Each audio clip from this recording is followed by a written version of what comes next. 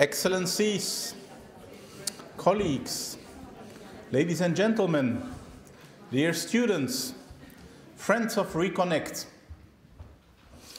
On behalf of the RECONNECT Consortium, welcome to our second international conference on democracy and the rule of law. This conference is organized in the framework of our Horizon 2020 project, RECONNECT, reconciling Europe with its citizens through democracy and the rule of law. You see it basically everywhere here on banners, on posters, propaganda, and so on. This project, which started last year in May, will last for 4 years and brings together 18 partner institutions from across Europe. And as I said, we started last year. Some of you will remember we were in exactly the same room in this beautiful Royal Academy, in these hallowed halls, I should say, of the Royal Academy.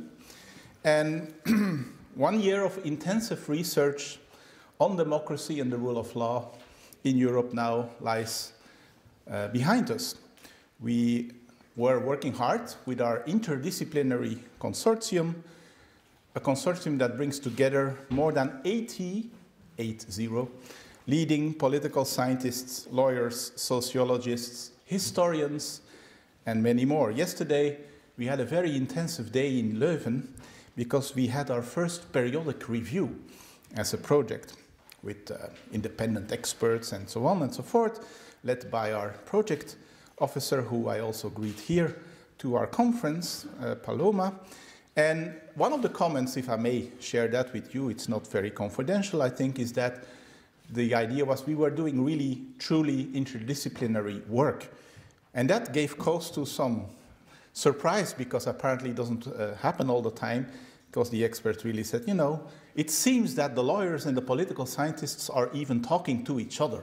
And that was seen already as a big breakthrough. Maybe it is. In academia, there is a saying that goes as follows: never research a moving target, because it will escape you and your research efforts will be doomed. And if one follows that saying, we could actually not have been more reckless in choosing the topic of our research project. Because indeed, democracy, the rule of law, the many questions that they have fueled, remain running targets in the European Union and its member states. And the process of backsliding in some of our member states and the actions of EU institutions in this respect show very little sign of losing momentum, if I may say so. Let me just mention a few recent developments. Just this week, the Hungarian parliament passed a bill tightening state control of research bodies run by the Hungarian Academy of Sciences, overriding protests against the expansion of the government's role in public life.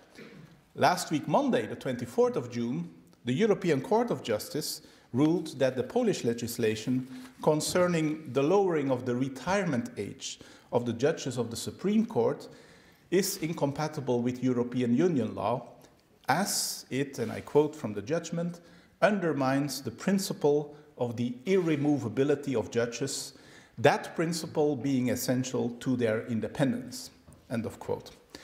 And as many of you know, in April of this year, the European Commission released a communication aimed at enriching the debate on further strengthening the rule of law within the Union by all stakeholders, to which RECONNECT partners contributed with a great policy brief. Our goal in the project is to research and provide recommendations in light of the state of democracy and rule of law in the European Union and their impact upon how legitimate the European Union is and is being perceived by its citizens. In other words, we are not just dealing with one moving target, but with a whole range of different moving targets. But I should stress also that some of the fundamental questions that we are looking at in our project are not that new. Some of us have been dealing with those questions for many years, and some of the questions actually have been around for more than 3 decades.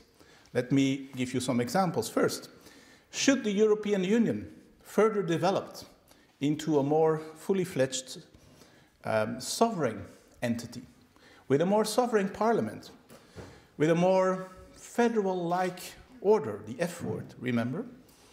Under such a condition, what about this whole question of what we lawyers call the question of the conferral of competences, the idea that the EU has only the competences that have been conferred upon it by the member states in the treaties, as our treaties say?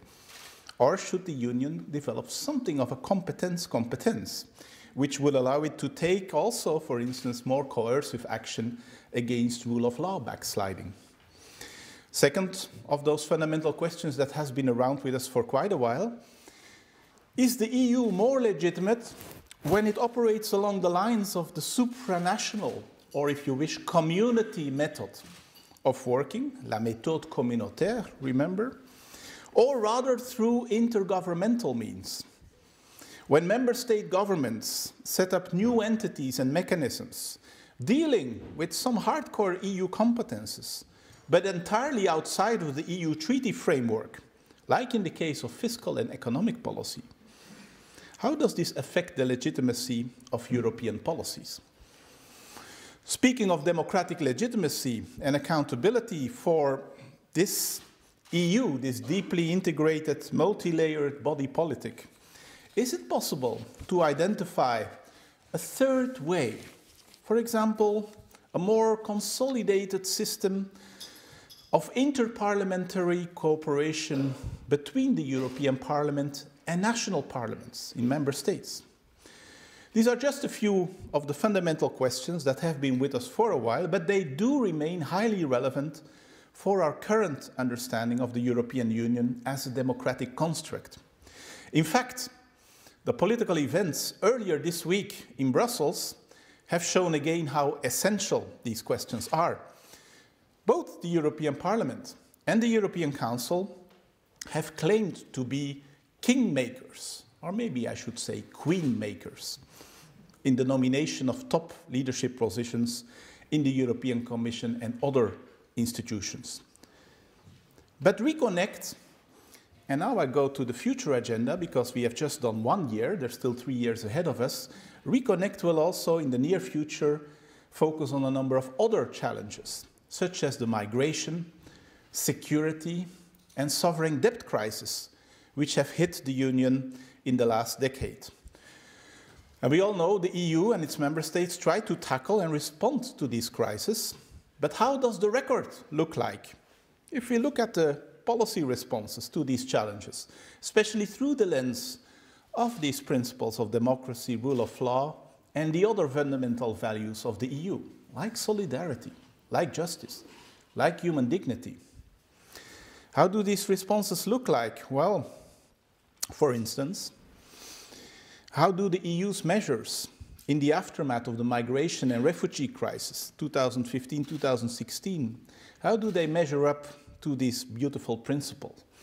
And the horrible bombing of the Tajura detention center nearby Tripoli, where many people were staying after having been sent back by Libyan coast guards trained with EU taxpayers' money in order to keep them on African soil, should shake up our conference, I think. Should shake up our conscience, and our conference. When some of our national parliaments are currently talking about adopting legislation to criminalize the saving of migrants on the seas, flying clearly in the face of international law, we should maybe reflect a little bit more deeply about what has happened to our fundamental values. Where is our sense of human dignity, of justice, of solidarity? So RECONNECT will have to tackle those very difficult questions. And it will, of course, also consider European cooperation on the policy areas, counterterrorism, especially after the terrorist attacks in Paris and Brussels, but also, the more intensifying practice of the European Union in the area of trade policy. It's also one of our case studies, an area where we know the EU has an exclusive competence and where the EU has been frenetically negotiating new, deep and comprehensive trade agreements, lately with Japan, Vietnam, Mercosur, How does all this work from a viewpoint of democratic legitimacy? Remember, here we are in the country where Wallonia stepped in and basically stopped CETA from being signed, if only for a couple of weeks. But it's an ongoing debate also with regard to trade policy, and that we will tackle as well in RECONNECT. So it's not a small task which our consortium has set itself in answering those questions and in hopefully developing policy recommendations over the next 3 years. But to do that, we also count on citizens, because we are really working with citizens, and we have set up also a large citizen survey across the European Union, because the idea is not to do a top-down research, but really to start better understanding how European citizens reflect on and how they perceive democracy and the rule of law in Europe. Your participation in today's conference is also a reminder of how important it is for RECONNECT to fully engage with policymakers, with academics, with students, and with basically all interested citizens.